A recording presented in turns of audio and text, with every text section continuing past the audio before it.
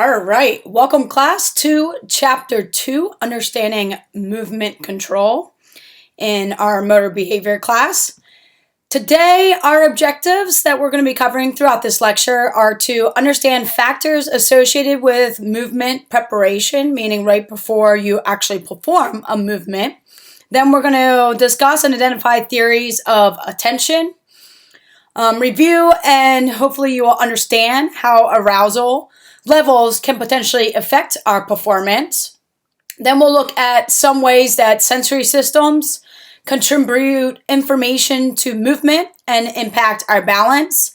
And then the last part is we're going to differentiate, which is understand the difference between short-term, long-term, and working memory and how that may impact our ability to control movements.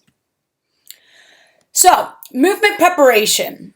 So, things to consider right before actually executing a movement is what sensory information are we gaining? Do we need? Which information should we attend to? And which information should we ignore? What's the impact of our reaction time and how quickly we respond? What is our attention level and what information should we attend to? And then what also is our arousal level and how can that impact our movement? And so we're going to be going through each one of those areas today in the lecture, looking at how that impacts our ability to control movement. So, speed. Speed impacts our movement because it determines the reaction time that we have to initiate our movement. So, reaction time is the time between the presentation of some sort of stimulant and the initial motor response. So, it indicates the speed at which you make a decision to make that first movement. The movement time is then from when you initiate that movement until that movement is completed. So when we look at the entire response time for movement, that is including the reaction time to the stimulus and then also the movement time. So as you can see from this little quick footage below, this pitcher had to have a very quick reaction time to the batter hitting a ball directly to them in order to have the correct movement of catching the ball. So, speed. How do we get quicker when it comes to speed? Well, one, we have to increase our ability to react. So, how quickly after we hear that stimulus, in this example, a gun going off for the start of a track race, to begin the movement of actually running, and then the movement time is from the start of that movement of running till we cross the finish line. That is the movement time of how long it takes us to complete that movement. So, many different things kind of impacts our ability to have a reaction time, a quick reaction time. So this is called stimulus response alternatives. So we have to make a decision when a stimulus is provided, and that could be provided to many different sensory inputs. So there's a simple reaction time, simple RT, which there's one stimulant that is provided and there's one correct response to it. So looking at this example here, you see a stop sign. The correct response is to stop. So there's no other option, hopefully. When you see that stop sign, you need to come to a stop. So we can measure that reaction time for a very simple response. Now, choice reaction time then has an increase of number of responses based upon the stimulants that's being provided. So generally, that's going to negatively affect our reaction time. Why? Because we're processing. We're going to think about what is that decision that we're going to make. So we have a traffic light. Consider a yellow light. What is it that you're going to do? How are you going to react? Do you press the brakes and come to a stop? Or do you hit that gas and take a chance and try to go through the yellow light? Therefore, that reaction time on how we respond is generally going to be slower than if we are just presented with one stimulus that has one reaction to it. So now we're going to talk a little bit about Hick's law and how does that impact our reaction time. So Hick's law talks about the fact that as the number of stimulus response alternatives increase, reaction time increases, meaning that we then react slower because that time to initiate movement takes us longer. It increases the time. So to reduce the amount of uncertainty, meaning to reduce the amount of reaction time, and to be able to quickly respond in our movement, there are many different ways that we can examine. One, there's called event anticipation. So we can predict the stimulus from occurring. The other one is to predict when it may occur, which is a temporal anticipation. So event anticipation could be something like, in this diagram below, watching the hips of a basketball player, anticipating what movement they're going to make, which is oftentimes taught to basketball players to watch their body to be able to then guard it, compared to staring at the ball and missing the opportunity to defend or take over the ball. Now, temporal anticipation talks about time. When is it going to occur? So for this, you might be looking about an interception in football. They're going to have to predict when is that ball going to arrive in the area of space in which they could potentially jump up and catch the ball rather than defend the offensive player. Or both could be involved. You could predict the stimulus and predict when it may occur. Okay? So for instance, for that, if we go back to basketball, we can watch the body to predict when they're potentially going to go up for a basketball shot. And we can also look at the timing as well, which hopefully then will decrease the reaction time, meaning increase how quickly we respond with a motor output. So it may reduce the number of alternatives, so different responses, by examining the cues in the environment. And those cues, again, can be time or the stimulants that's being provided. Visual, auditory, any of those senses can be impacted. However, if our prediction of these stimulants responses is done incorrectly, well, then there might be some whoops occurring. So in these three examples, it is anticipating the start of a race. What are some things that we could do? Well, we know that there's a time factor when it comes to the start, regardless of if that's ready, set, go, if you know approximately the time before, and also environmental cues. You may be looking at your opponents and watching their body language or their movement. However, if you overpredict and respond too quickly, meaning that your reaction time decreased, then you may potentially get disqualified, as in the race on the top and the race on the bottom, or in this case to the left, where all of the BMX riders potentially fell on their face. So, the way stimuli are presented can also affect our reaction time.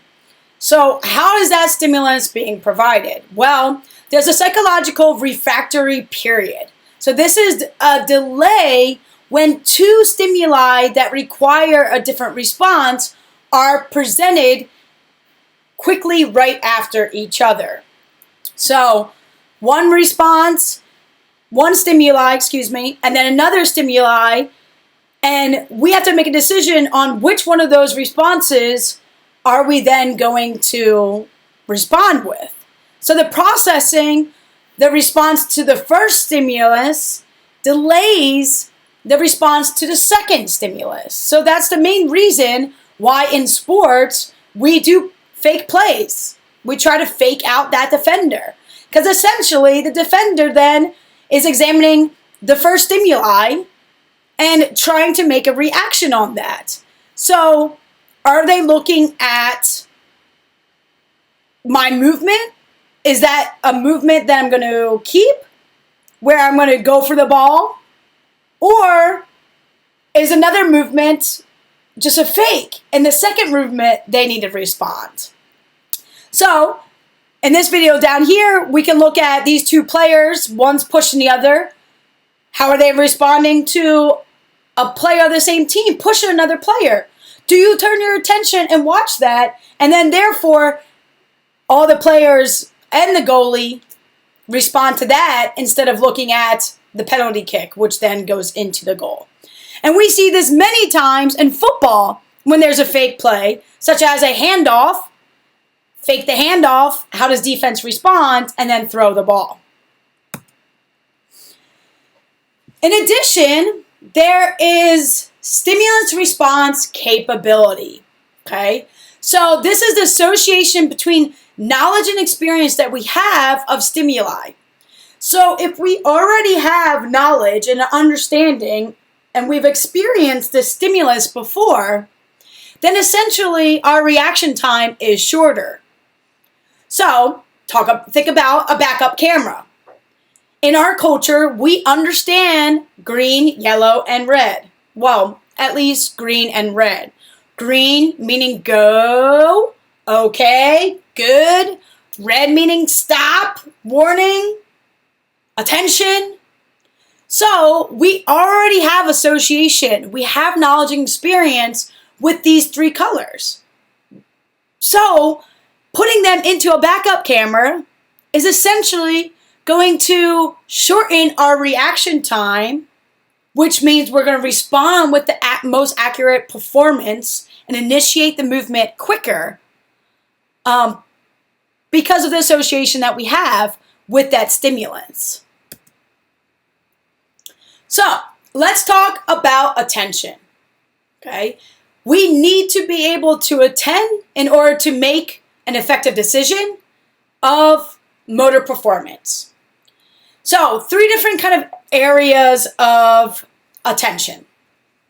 What is the capacity, the amount of attention that we can give to simultaneous activities or to overload of information? So it's not limitless. We can't always have a capacity of attending to all information. It would overload our system, where essentially at times we just block out everything or we don't attend to anything. So we need to figure out what is that capacity of attention that we have. And each one is different. And for each one of us, different things impact our attention. One of the labs we're going to be doing next week is examining our reaction time and looking at different kind of stimuli that can impact our reaction time or impact our response on whether or not we provided a proper response or not. The other one is selectivity. So we need to either intentionally or incidentally select what we are going to attend to. Okay, so you could right now, should be intentionally, hopefully, attending to this lecture, listening to it, watching it. However, your attention may be on your phone if someone just texts you. So essentially, you couldn't be reading a text and also listening to my voice right now. So your attention, your selectivity of it has switched to something else, and the oral information reading may be, for some of you, at your capacity of how much attention you can provide. Your focus of attention can be either a wide or narrow attention. So you could be examining many different pieces of information coming in for your attention, or it can be very, very narrow, focused on one specific thing. And attention can be internally focused, meaning what we're predicting, what we're thinking about inside, or externally, sensory information is coming from our external environment. So when it comes to attention capacity, a couple different theories. One is this single channel filter theory, okay? Meaning that we're just going to attend to one piece of information in the serial order that needs to occur. So we process one task at a time all the way through. We look at it kind of with serial order. You have to gain this before you can do this and then that. So we just rule out the other information and focus on one thing at a time and move through. So if two tasks will perform, we wouldn't really be able to do that based upon this single channel of filter based upon our attentional capacity. Now, multiple resource theories talks about the fact that we have several attention mechanisms, however, each has their own limitation. So, if tasks require the same mechanism, such as reading a text message and reading this PowerPoint, then there's going to be interference. You can't read both at the same time. So your attention is going to be pulled. But essentially, if you are reading a newspaper, you could also be listening to TV. But if your eyes are focused on reading a newspaper, they can't also be watching the television. And so with this one, if there's many different common mechanisms as far as responses, then usually only one will occur and only one will get the attention because of the interference. Meaning that we cannot do both activities without compromising one of them. Okay? So I'm going to focus on talking to my friend, which is then going to gain the power, gain the attention. However, the watching TV may be comprised, but I still may be able to do it. Here's another example of attentional capacity. And this has to do with the increase in our ability of modalities, different movements, information processing of our perception, and then ability to figure out and process what information we need to know about. So, a critical understanding of the importance of automatic performance. When we increase our skill level, we don't have to think so much about performing that skill, and then we can actually attend more to other information. So, if we look at this example A, here's a person right here dribbling a basketball. Now, they're very new to the skill of dribbling. So, most of their attention capacity, since this is a relatively new skill and they're not able to perform it very effectively and efficiently, most of their attention is going to go to just that, performing the dribble. And many of you can relate to this. You may have to be watching the ball. You may need to be kind of looking a couple steps in front of you to know where to go and how to control that ball. And so your attention capacity is a ton smaller compared to this person, subject B, who is very skilled in the act of dribbling and then can attend to many other aspects in the environment. They can be dribbling and also determine when within the environment they should run or change directions. They can view different positions of defenders while dribbling because their attention is not focused on actually dribbling. Dribbling is now like an innate performance. They don't have to look at the ball. They don't have to make sure they don't dribble the ball on their foot and the ball travels away. Because they're highly skilled, now they're able to attend to many other environmental or sensory information within their capacity of attention. So now let's talk about the focus of the attention. Selective attention is the ability to focus on relevant information but ignore irrelevant information. And for me, the biggest example of that can be shooting a foul shot. Okay? You can have in the back stands people yelling, hollering, standing up, making faces, moving the arms up and down all over the place.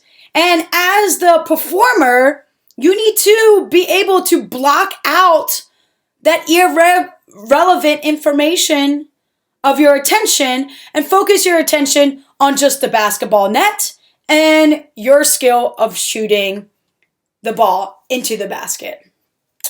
Focus of attention also is impacted by direction, and direction is the location of the focus, whether it be internally, within the individual, so kind of that self-talk, being able to really think about what you are attending to within, kind of that, mirroring imaging that occurs.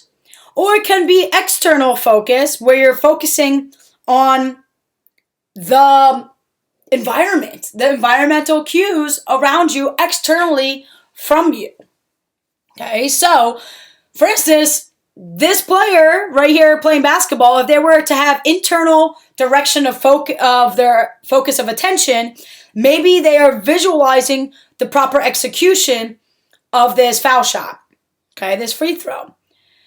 If they're thinking about external information, then maybe they are focusing on the box, the square behind the rim, to make sure that when they release the ball, they're aiming towards that external visual factor of the backboard of the basketball net. The other thing is the width, the amount or expansion of information attended to. And so in this picture, it's really, what is our focus? Are we, narrow and only attending to one or two cues within our field of vision? Or is it broad? Are we attending to the entire visual field? And for me, on this one, an example may be the difference between looking at man defense, okay, which is very narrow focused, right? You're just covering that person, following that person, compared to a broader defense of just attending to that area of the field. Whoever comes and goes in your area, you are then defending. So, essentially, there's 4 different styles of attention that can emerge. So, it could be internal, broad, internal, narrow, external, broad, or external, narrow. Okay? So many different ways that we can attend. And so you can think about how might our focus of attention shift when we're driving on a busy highway. Is it narrow? Is it broad? Is our direction of focus internal, external? What about mountain biking? Is it externally narrow or internally broad? What about if we're an athletic trainer and we're assessing an athlete that's injured? What type of attention focus would you be providing then?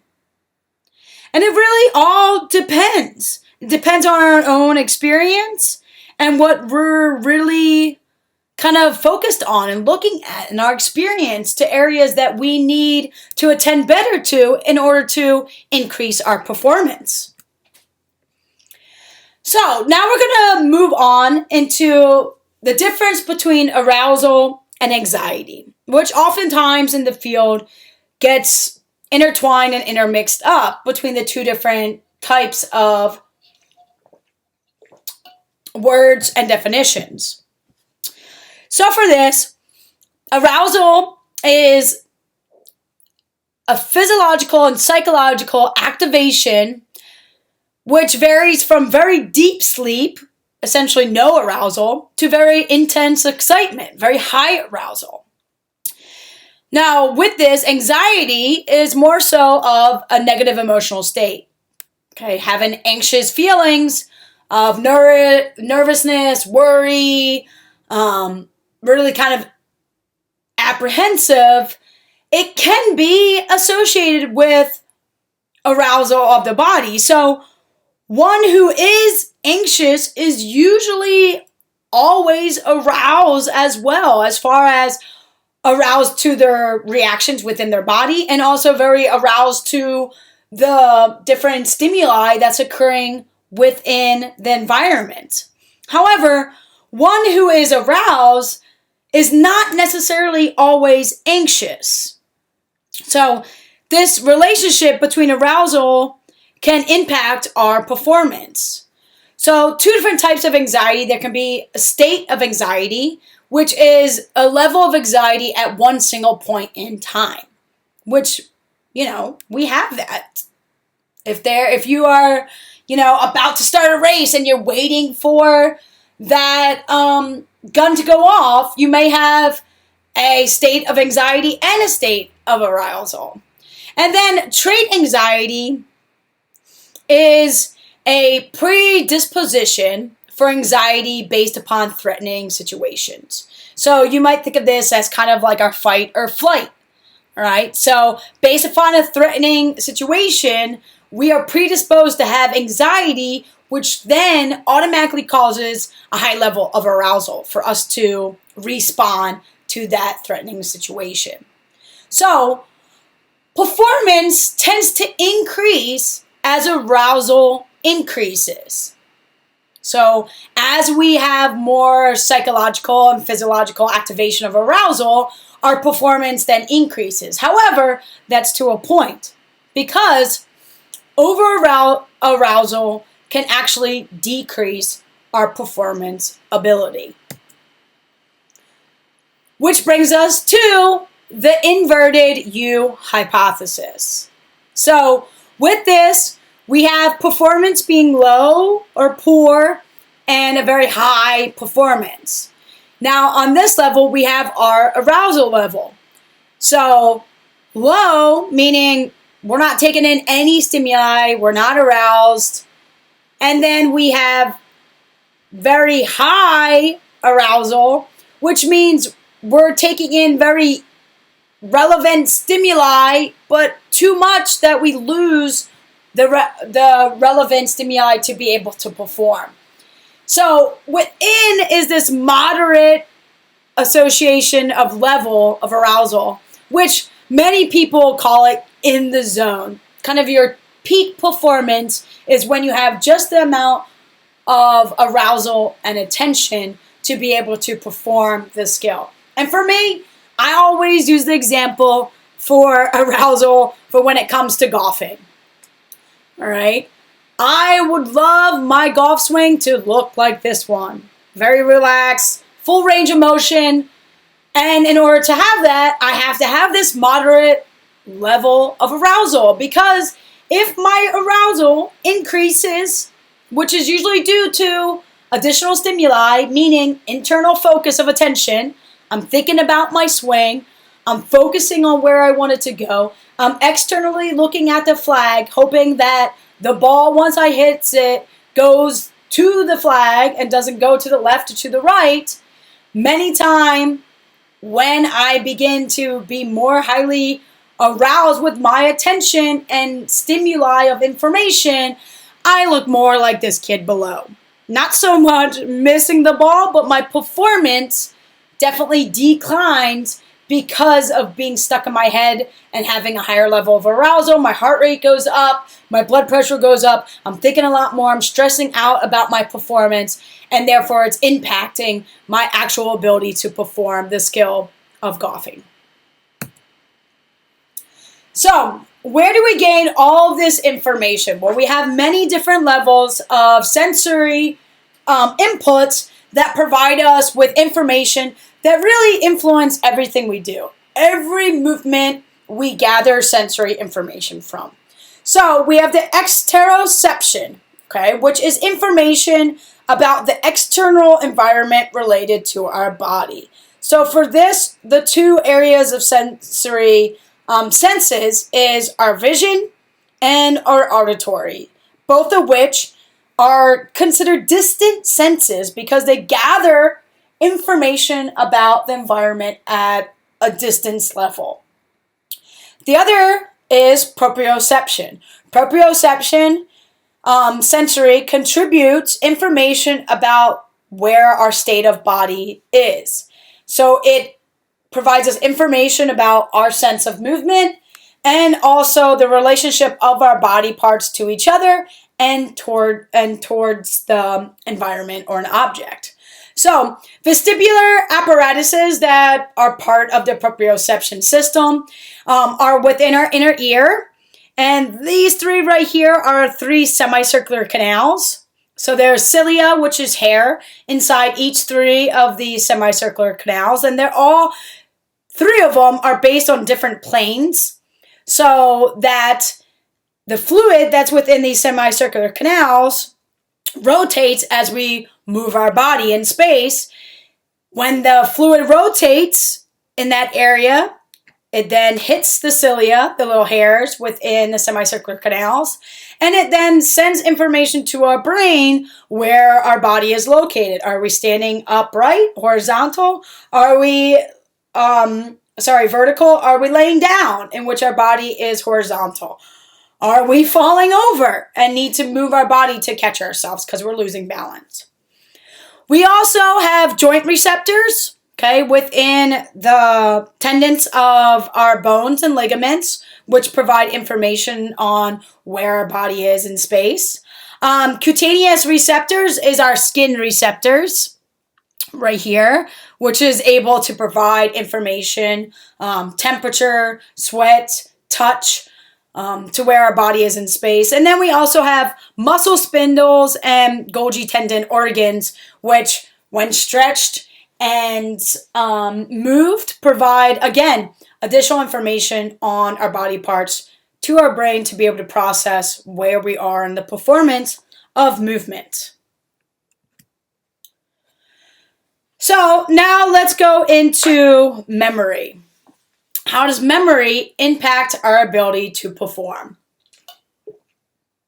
Memory is defined as the ability to recall things, meaning that the more experience we have of a thing, of a movement, in this case, in the control of motor performance, we then are able to recall that memory, and that allows our performance to increase. So short-term memory is really only stored for 20 to 30 seconds. It's used for that one moment in time to recall it. And unless it's rehearsed and we focus on it and we say that information time and time again, we're not able to recall it later because it's left our short-term memory. So this might be something like a passcode that you get. Someone tells it to you auditorily, and then you can quickly punch in that code. Now, 10 minutes later, if I ask you for that code again, for the most part, many people will forget about it unless that code is really meaningful to you, such as your debit card code. Now, you have this in your working memory and long-term memory because you need to recall it time and time again if you want to use your ATM card and pull money out.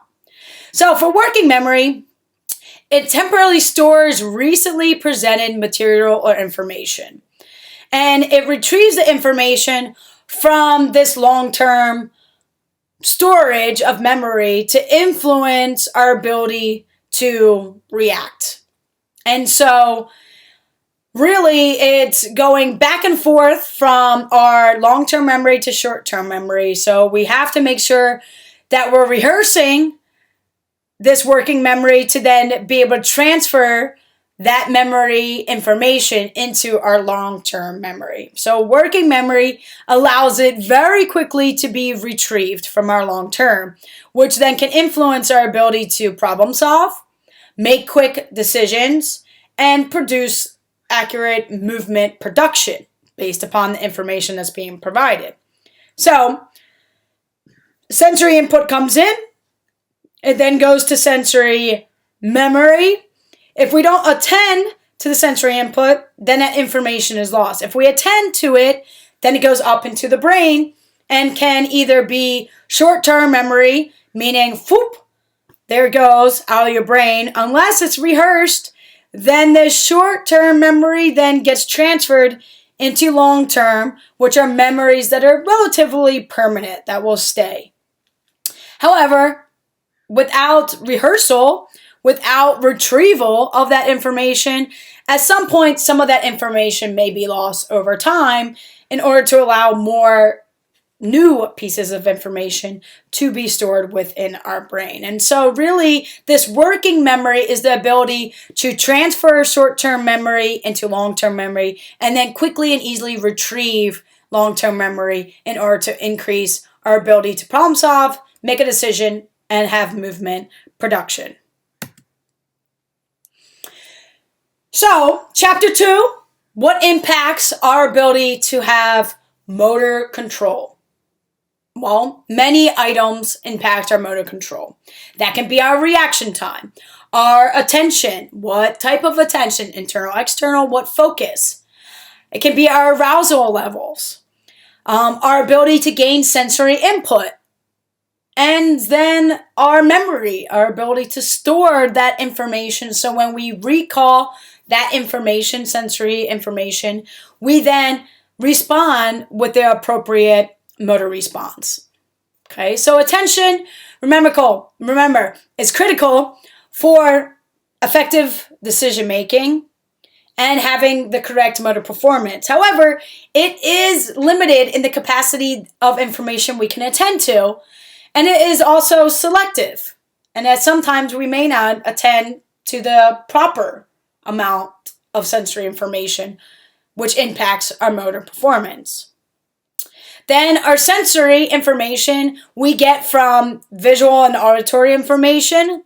Our visual can be broad, really looking at the field of our vision, which in us as human beings can be 180 degrees.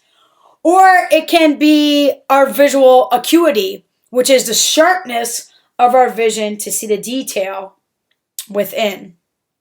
And it can be also whether or not our vision is static, looking at something that's stationary, or our dynamic visual acuity, meaning our ability to focus and attend to something that is moving throughout, both of which impact our movement ability.